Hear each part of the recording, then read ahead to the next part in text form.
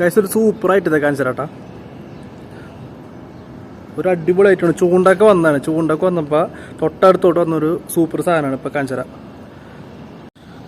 ഇതാണ് നമ്മുടെ jelly fish. നമ്മുടെയൊക്കെ അവിടെ ഇതിനെ ചൊറിയെന്ന് പറയും.